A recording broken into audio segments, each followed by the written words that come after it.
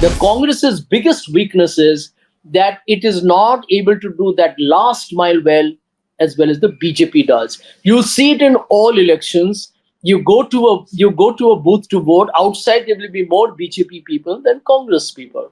Before an election, the BJP will come to your door and say, this is your voter's slip. I mean, that why cannot the Congress correct that over years? It's not a mystery, neither is it an aeronautical engineering design to take us to Mars. Why the Congress is not able to do it is beyond me. And may I point out another thing that the Congress should stop doing? Stop believing internal survey polls. They can be extremely misleading. If you really want to do polls, hire an independent agency, pay them the money, and tell them, I want to hear the bad news if there is.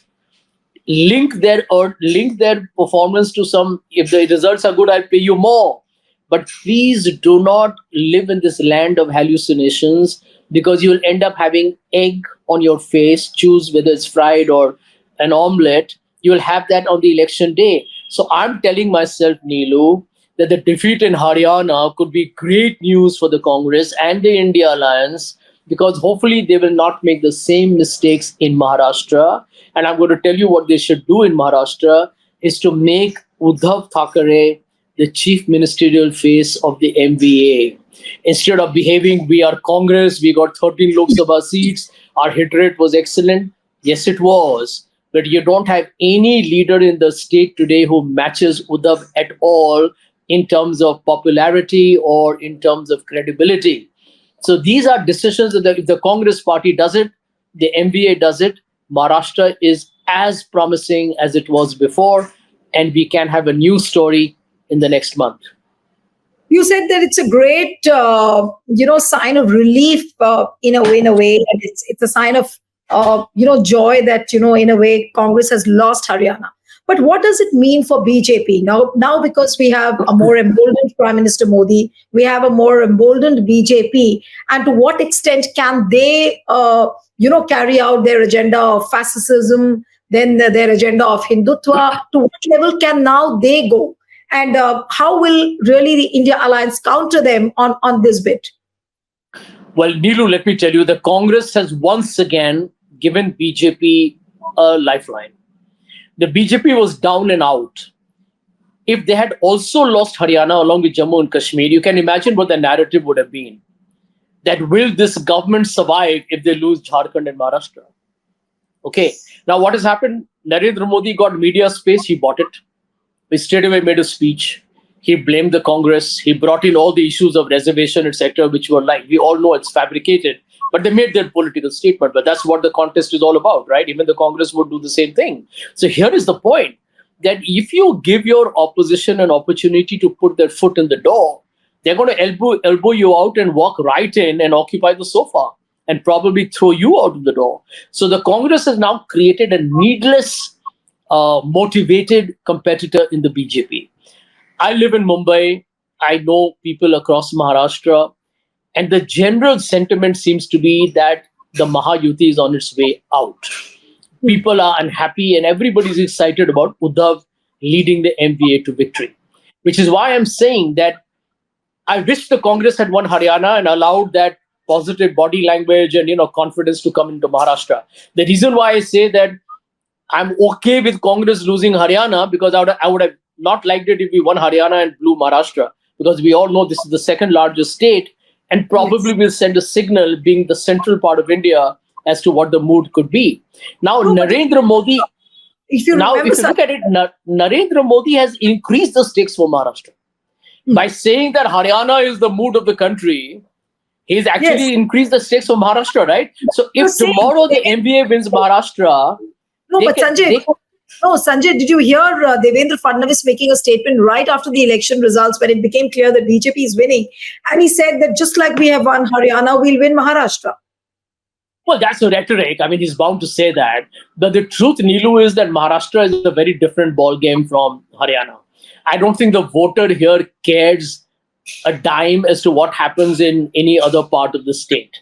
This is not a national election. Okay. Number two, Jharkhand. I know Jharkhand because that's part of my erstwhile Bihar. In Jharkhand, people are don't bother what's happening in Maharashtra with Adani, Ambani, and business going away to Gujarat. So I think the dynamics are very different state to state, which is why I'm saying that the Congress needs to understand from this calamity, make it into an opportunity. Fix your problem areas quickly. Work on your sweet spots. And if the MPA does that, I can tell you the mood is to vote out Eknath Shinde's government. So the advantage remains with the MPA. But here is the point. The BJP, as you rightly said, will feel, hang on, if we were written off there and we are written off here, we could win there, we can win here as well. It's common sense, right? So I think basically what have you done? Your opposition was at the moment of time sitting at home and sulking. And now what you have told them is if you step out and start campaigning, who knows, you could possibly change the entire narrative. So you have given them, as they say, a lease of a future existence, and now it is up to you to cancel that contract.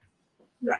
Sanjay, now last two questions on the allegations that, the Haryana has been hacked, the election was rigged, and the Pawan Khera and several other leaders in Congress went to the Election Commission. They've given a memorandum and they've said that there are a lot of discrepancies in many constituencies. Then they've talked about how certain EVM machines were 99% charged while some were 66% charged. Now, what would you say to these allegations? Because there are about 15 to 20 seats and the margins have been very, very narrow. So do you think that there can be a possibility of rigging the election? And if that is there, how does one deal with a situation like this? Well, Neelu, here are 2 points.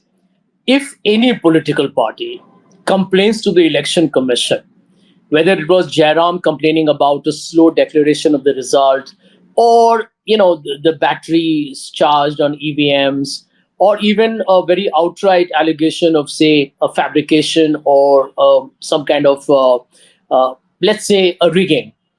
The Election Commission's job is to look at these complaints and investigate them thoroughly, scientifically, and not just kind of dismiss it because, Haryana is done and dusted. I don't think it works that way. Political parties have a right and they have a democratic exercise of their whatever apprehensions that they can possibly enforce. So nothing wrong if the opposition, or in this case, the Congress, has complained. Having said that, I want to make one point. The Congress has to realize, and I remember being part of that AICC in 2018, I think, when we said that we believe that the ballot paper must replace the EVM or they should both happen concurrently. My question to the Congress party is, instead of sporadically waking up and doing these complaints, why doesn't the entire India alliance actually go ahead and tell the Election Commission that we will not fight the next election if the ballot paper is not introduced simultaneously? Now, you have heard the Supreme Court verdict, right? Now, the Supreme Court verdict was, frankly speaking, disappointing. It literally ignored the opposition's views and said, no, everything is hunky-dory with the EVM. The fact remains that at the moment, that's where everybody is stuck. But I feel that you need to engage this with the people directly. Forget the Supreme Court, forget the Election Commission. Institutions are institutions. They take their call based on whatever facts they have before them. I'm not going to cast aspersions on why they do what they do. The Election Commission, of course, is a different kettle of fish. But I do feel that you need to take the issue of the EVM to the people of India. Because I have a view on the EVM, which is that supposing Neelu Vyas and Sanjay Jha are two voters from the constituency, and if you have voted BJP and I have voted Congress, and your vote has not been counted, or my vote has suddenly vanished from the machine, even if it's one vote, that means the democratic exercise has been a failure.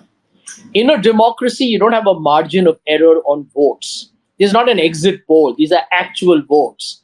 So if there is any fear that a system can be hacked, and we all know that today the Pentagon has been hacked, the Democratic National Convention has been hacked, the party has been hacked, you have had the Supreme Court has been hacked. For God's sake, wherever you have technology, you will remain vulnerable to all kinds of cybersecurity threats. And you live in a world of artificial intelligence where these things can accelerate even further. So I feel that we are still concerned about the integrity of an election. I do believe that the Haryana election, if there are problems, let them get investigated. But the Congress cannot wake up to the party late on every occasion. And I want to point out on Jammu and Kashmir, I was astonished that Priyanka Gandhi and the Rahul Gandhis were not there 10 times. I mean, this is an election, right? You got to be fighting there. I believe in Maharashtra. Why doesn't the Congress just shift its headquarters to Mumbai for 1 month? Why would you fly from Delhi to Mumbai? Tell me one thing, Neelu. What can be more important for Rahul or Priyanka or Mr. Kharge or any other leader for the 1 month when the election campaign is on? Why can't you just live out, do things differently? You see, I'm a big believer, Neelu, that you got to be creative. You got to be innovative. You got to be a risk taker. You can't say, यार अभी मैं 1 महीने बॉम्बे में बैठ गया और फिर यदि मान लीजिए कि चुनाव हार गए तो लोग कहेंगे यार बॉम्बे में बैठा फिर भी नहीं हुआ. मैं आपको दूसरा प्रश्न पूछना चाहूंगा. आप मुंबई में बैठिए और हो सकता है आपको 200 सीटें आ जाएं क्योंकि लोगों को लगेगा कि कम से कम आप हमारे राज्य के नागरिक ही बन गए. आप में वो जज्बा है, आप में वो जज्बात है, आप लड़ने के लिए तैयार हैं, आप में एक आक्रामक रुख है, एक रवैया है. तो जब तक आप ये जो कहते हैं ना जीतने का भूख आपके सर पर एक तरीके से एक पूरे तरीके से आपको पागल नहीं करता है, आप चुनाव नहीं जीत पाएंगे आप. And don't you think that this is where the biggest difference between BJP and Congress is that the power, the hunger to win elections is lacking in Congress? Even now, I'm telling you, a lot of people in the Congress have become very lazy and complacent because they think that we have stopped the BJP now in the Lok Sabha and the party will collapse through its internal contradictions with TDP and with JDU. It may not happen, we don't know. But the truth is that the Congress party has to tell itself that every election is like starting from point zero. And you've got to win every election and play it, fight it with a ruthless, uncompromising, inexorable determination to win. The BJP has that in its character. It's been in opposition for so long, it's not willing to give it up in a hurry. Okay? The Congress is happy to, as I wrote in my article, to trend on Twitter. That's the difference. Stay ahead with our cutting edge news app. Instantly access the latest shorts in just 1 minute and breaking news in just 50 words. Download now for a smarter, faster news experience.